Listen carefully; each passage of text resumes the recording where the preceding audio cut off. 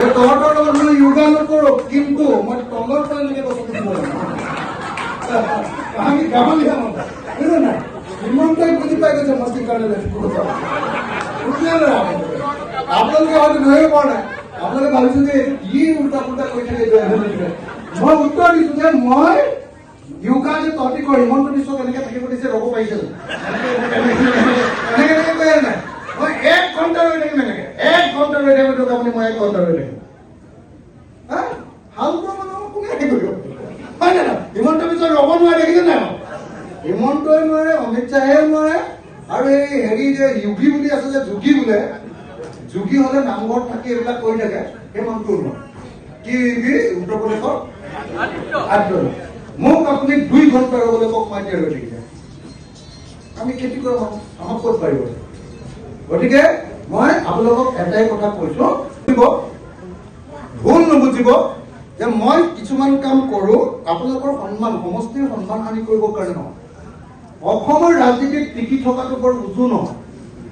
এই প্ৰথমবাৰৰ কাৰণে মোৰ গালি খাই এতিয়া গৌৰৱে প্ৰথমবাৰৰ কাৰণে এতিয়া চুৰিয়া পিন্ধা আৰম্ভ কৰিছে। মোৰ গালি খাই কালি দেখিছো ক'ৰবাত মটৰচাইকেলতো উঠিছে। হিমন্তই যেতিয়া বোকাত জাপ মাৰি দিব, গৌৰৱে যদি এনেকে ফিটফাট থাকে, কেতিয়াও ইলেকশ্যনত জিকিব হয়নে নহয়? হয়নে নহয়? এইটো মই চিধাকে কৈ দিওঁ কাৰণে মোক কৈ বোলে ই কংগ্ৰেছত ভাল পায়নে বেয়া, এনেকে বুলি এনেকে মোৰ কথাটো চিধা ভাই।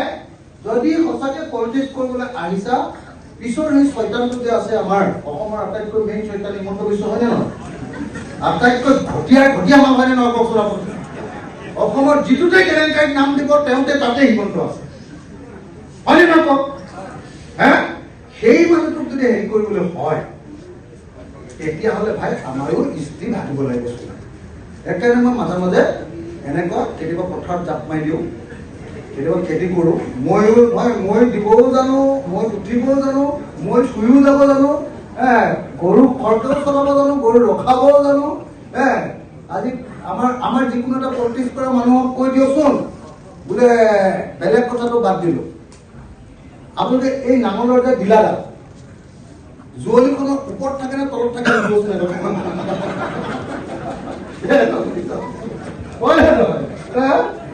মৈখন আৰু মৈ টকাটোৰ মাজৰ যোগ দিয়া যিডাল লতা, সেইডাল কিহৰ উঠি চাবচোন এবাৰ। আমি এইবোৰ বুঢ়া হৈ গলো এইবিলাক কৰি। গতিকে আমাক কি কাৰণে আমিতো গৈ নাৱৰ কাৰণে জাপ মাৰি সুশান্তৰ নিচিনাকে এতিয়া সেইদিনা দেখিছো নাৱৰ পৰা জাপ মাৰি কিলি পাই দেখুৱাইছে।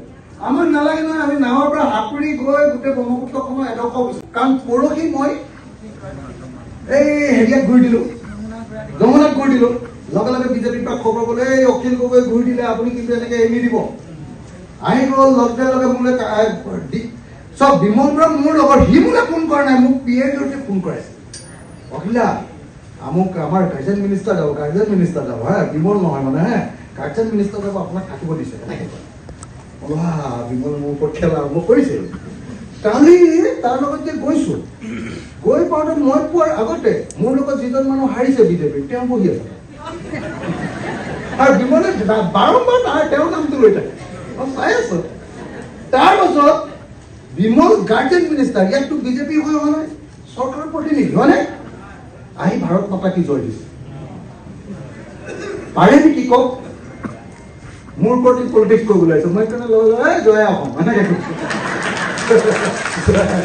ক'ব নালাগে। মোৰ ইয়াত অতিথি গাৰ্জেন মিনিষ্টাৰ ক'ব নালাগে, কিন্তু মই কৰি দিয়া মানুহ থাকে মোৰ লগত। মই যেতিয়া 1 নম্বৰ ষ্টুডেণ্ট, সি তেতিয়া লাডু ষ্টুডেণ্ট। সি যেতিয়া আচুৰ পইচা তুলি থাকে এই টিংখাং আঞ্চলিক কমিটিৰ, তেতিয়া মই নিজকে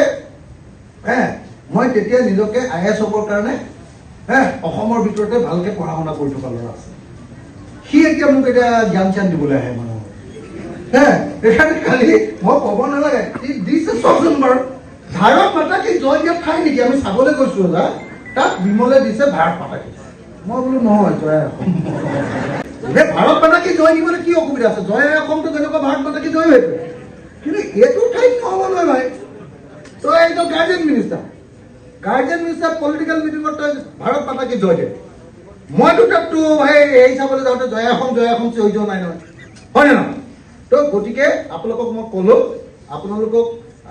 ক'লো যে মই এনেকে শিৱসাগৰখন বনাব খুজিছোঁ।